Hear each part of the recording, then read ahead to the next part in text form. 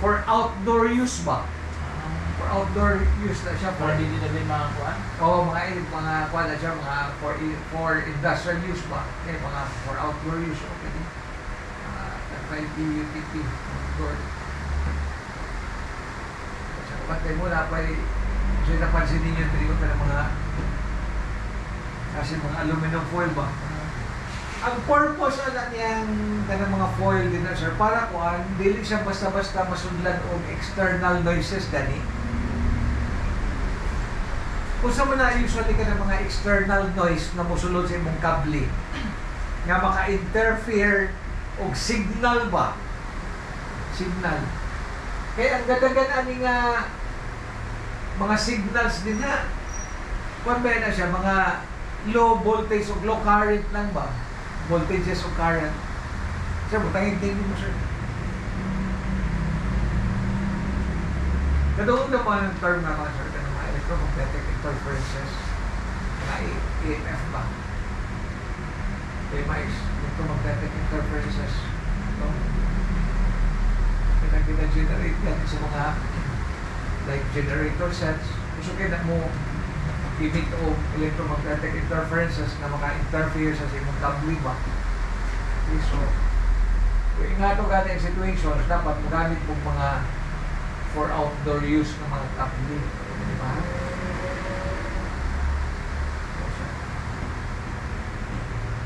Unya, nato yung last time nag-ask, sir, what's the difference between Cat 5e and Cat 6?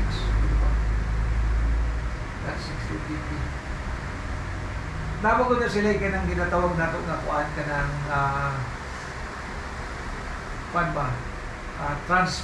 maximum transfer capacity gani, bandwidth capacity. So ang Cat 5e nga UTP, maximum ano niya based on articles 100 Mbps na ang iyang kuan, ang iyang maximum bandwidth carrying capacity. So meaning, punta na ito din sa sample na ito. Pwede ba? Kung namoy internet cafe,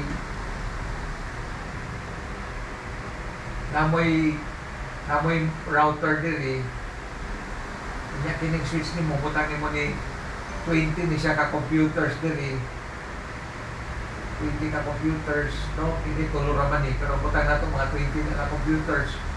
Nya, katutan ng computer sir, nagkuwanto siya nag-access ng internet ba, nagdula, gaming gani ng internet. So kunya kini nga lang table imong gigamit diri is Cat 5e lang. What will happen? So mo serve ni siya as bottleneck sa imong data transmission. So imagine mo na kay 20 ka computers, nag-internet tanan, nag-gaming, nag-online gaming, asa man siya muagi pagawas.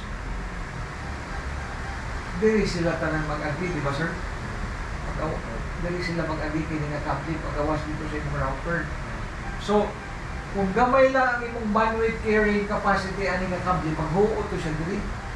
Mo na mo cause nga mulag imong kuan, mulag imong internet mo to siya hinay ilang kuan diri, maghuot man ang data diri. Di ba? So morning, kung ingani nga ingato nga situations, mas gwapo ni gamitan ni mo diri o Cat 6 ni mo ni Cat 6. Kaya ang bandwidth carrying capacity sa Cat 6 dako man 10 gigabit good ni. Kini siya. Di ba kini? Oh. Mali mong gamiton dito, mag-terminate ka na RJ45, mali mong gamiton dito. Pero sa ibang mga PC diri, kini pwede rin siya Cat 5, kini Cat 5e. Kaya yung i-capta ng i-complete ini, pwede rin siya. Kaya kini Cat usa naman na. Usa naman. So, okay rin siya. Kaya 1,000 Mbps man. Pero kung tanan na sila nag-internet, padulog sa gawas, padulog sa ISP ba, sa internet, ari man tanan mo agi good. So, kinanglan din ipadaan ni Malik Bandwidth rin. Nakuha? Ha? Cat 6 na yung down track. Oo, Cat 6 taon din mo dali Cat 6. Problema lang ni Cat 6 kay kuan ka ng mahal ang per meter ba? Mahal. Ito na, power blow na. Yes, oo. Namatay Cat 6 din ka na. Kuan na ay ka na eh. Nag-samit din na Cat 6 na siya.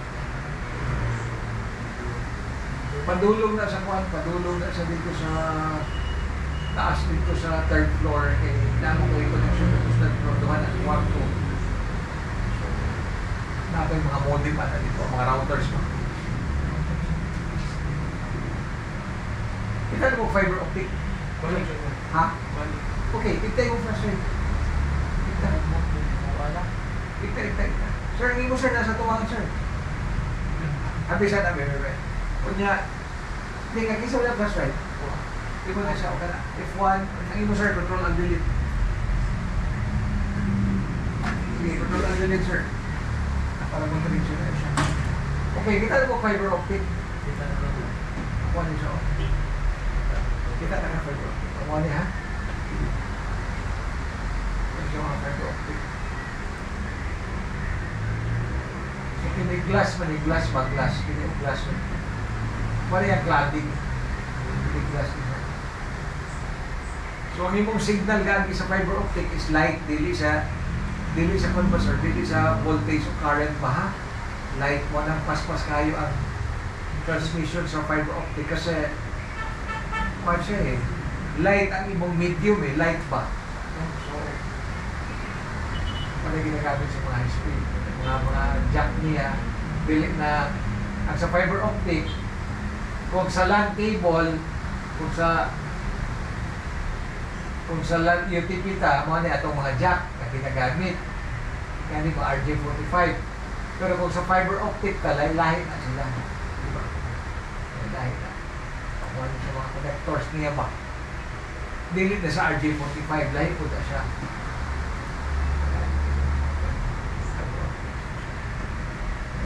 So, advance na rin siya ng kuwan.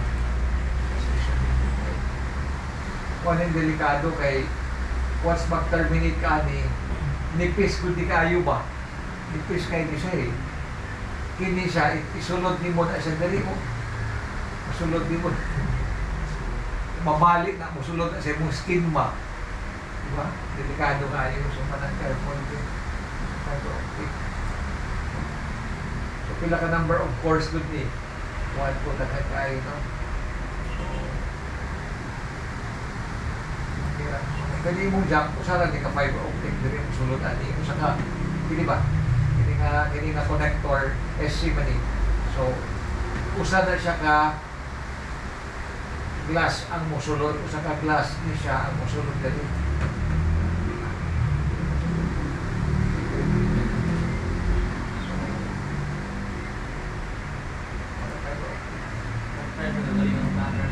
Ha?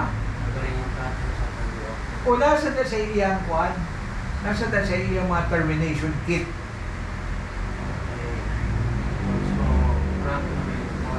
Yes. Nasa ka provide og training ani kana mo terminate og fiber optic. Kay in-demand man na ron. In-demand man na ron kana mo makasulod ka mga kuan, telcos ba, terminate mo mga fiber optic cable or bisag asa man. Okay, mo naman ang way of quadron, way on how to communicate